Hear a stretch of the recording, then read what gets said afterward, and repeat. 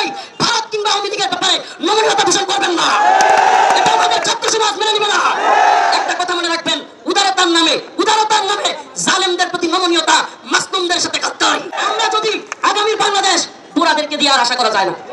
এটা মনে রাখবেন, যুবক ছাড় যুদ্ধে যাবার সময় তার আমাদেরকে রিমান্ডে নেওয়া হয়েছে।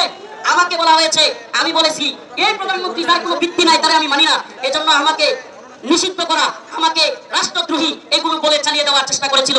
আল্লাহর ফয়সালা, আজকে ছাত্রলীগ নিষিদ্ধ হয়ে গিয়েছে। এবং আমাদের উদাত্ত আহ্বান থাকবে, আখিরি পয়গাম, আমার শেষ কথা, নামাজের সময় হয়ে যাচ্ছে, আমি নামাজে চলে যাব।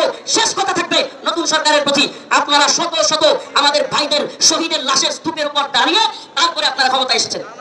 আপনারা জেলসেলাইয়া কিংবা একেবারে ফুর্তির মাধ্যমে কিংবা আনন্দের সাথে আসেন নাই। আপনারা কোনোভাবেই ভারত কিংবা আওয়ামী লীগের ব্যাপারে নমনীয়তা পোষণ করবেন না। এটা আমাদের ছাত্র সমাজ মেনে নিবে না।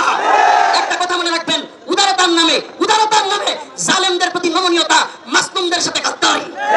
উদারতার নামে শহীদদের সাথে নমনীয়তা, শহীদদের প্রতি জুলুম করা হবে যদি আপনারা জালেমদের সাথে নমনীয়তা দেখান। জালেমদের সাথে, আওয়ামী লীগের সাথে ভারত ইস্যুতে কোনো নমনীয়তা চলবে না, চলতে দেওয়া হবে।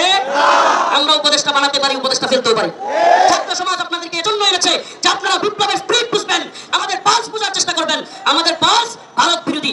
বলেন দিল্লি না ঢাকা, আপোষ না সংগ্রাম, দালালি না রাজপথ, দিয়েছি তো রক্ত ইসকনের দালালেরা। নাসরুম মিনাল্লাহ ওয়া ফাতহুন করিব। আসসালামু আলাইকুম ওয়া রাহমাতুল্লাহি ওয়া বারাকাতুহু।